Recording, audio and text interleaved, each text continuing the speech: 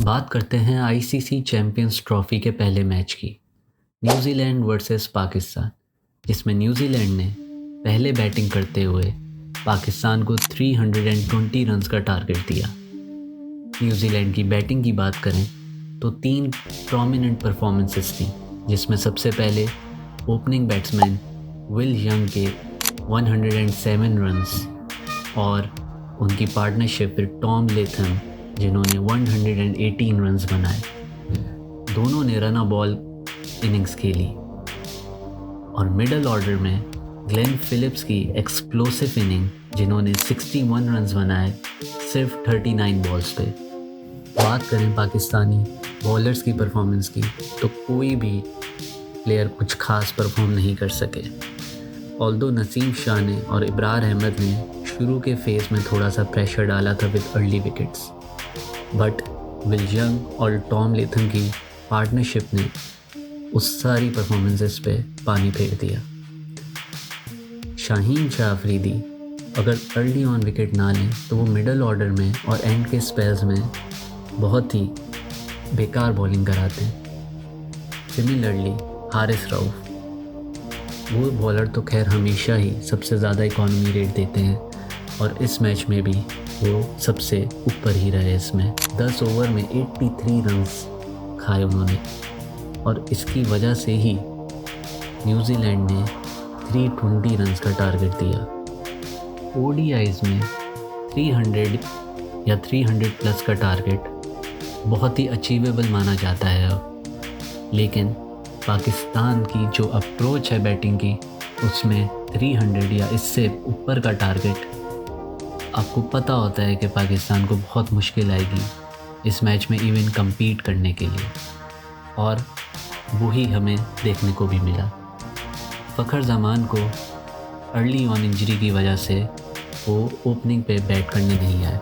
Saud Shakeel ने 6 run बनाए 19 बॉलों पे और उनका स्ट्राइक रेट था 31 का। अगर बात करें बाबर आजम की, तो बाबर आजम के लिए एक और one of the iconic inning था, जिसमें उन्होंने 64 रन के लिए 20 बॉल्स पे with strike rate of 90। Babar Azam ने अपना टारगेट अचीव करते हुए इस मैच में अपनी बेहतरीन परफॉर्मेंस दी।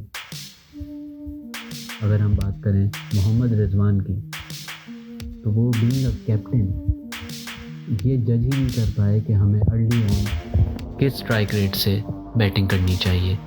वो खुद भी बहुत ज़्यादा स्ट्रगल कर रहे थे और उन्होंने सिर्फ 3 रन बनाए 14 बॉलों पे with a strike rate of 21। और फिर एक अजीब सी चीज़ देखने को मिलती है कि अगर फ़खर ज़मान इतने इंजर्ड थे कि वो ओपनिंग नहीं कर सकते, तो वो सेकंड ऑर्डर पे किस तरीके से बैट करने आ गए, और अगर आ ही गए थे तो जब उनसे सिंगल डबल ही नहीं होना था, तो फिर उस स्टेज पे या तो आप सिर्फ हिट करते या आप आउट हो जाते। लेकिन फ़खर ज़मान वो दोनों ही नहीं कर पाए। उन्होंने 24 रन्स बनाए 41 बॉल्स पे with a strike rate of 58। Match इसी स्टेज पे ख़त्म हो चुका था।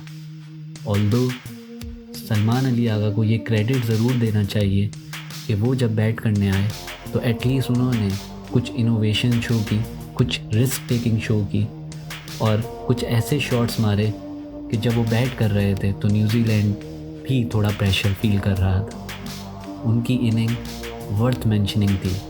उन्होंने 42 रन्स बनाए 28 बॉल्स पे with a strike rate of 150।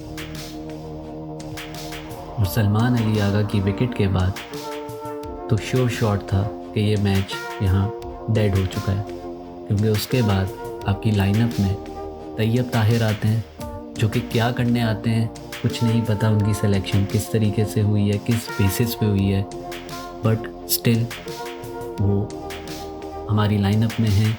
उसके बाद खुशदिल शाह हैं और उसके बाद तो टेल एंडर्स शुरू हो जाते हैं।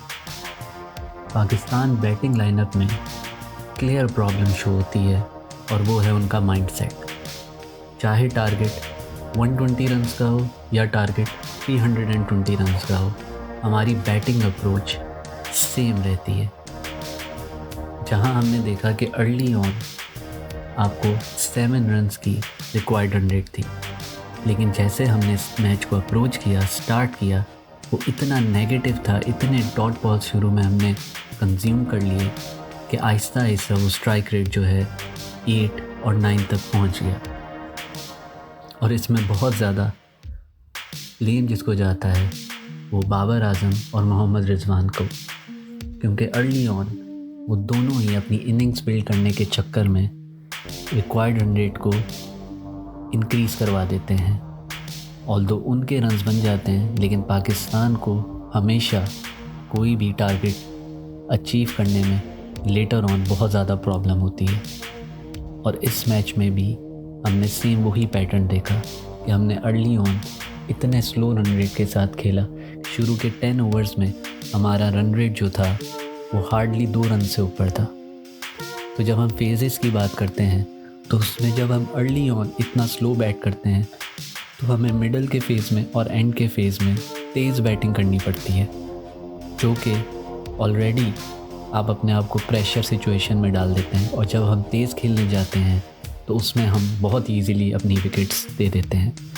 सिमिलरली बाबर आजम ने 50 मारने के बाद 1-2 शॉट्स मारे और जब उन्होंने रिस्क लिया तो वो भी आउट होके चले गए। सिर्फ इसमें सलमान अली आगा की बैटिंग को क्रेडिट देना चाहिए, क्योंकि जब वो बैट करने आए थे वो एक पॉजिटिव इंटेंट के साथ बैट कर रहे थे और वो उनकी बैटिंग में रिफ्लेक्ट भी होता है। लेकिन अदर देन दैट कोई भी प्लेयर एक पॉजिटिव इंटेंट से खेलने ही नहीं आया था। हम इतने नेगेटिव, इतने शेल में चले जाते हैं कि हमें पता ही नहीं होता कि सिचुएशन के हिसाब से बैट कैसे करना है। और ये एक रिपीटेडली पाकिस्तान बैटिंग के साथ एक इशू चलता आ रहा है जो कि रिजॉल्व होने का नाम नहीं ले रहा। और आईसीसी चैम्पियंस ट्रॉफ़ी में भी हमने उसी माइंडसेट के साथ स्टार्ट लेके बहुत मुश्किल बना दिया है इवन ग्रुप स्टेज से क्वालिफाई करना।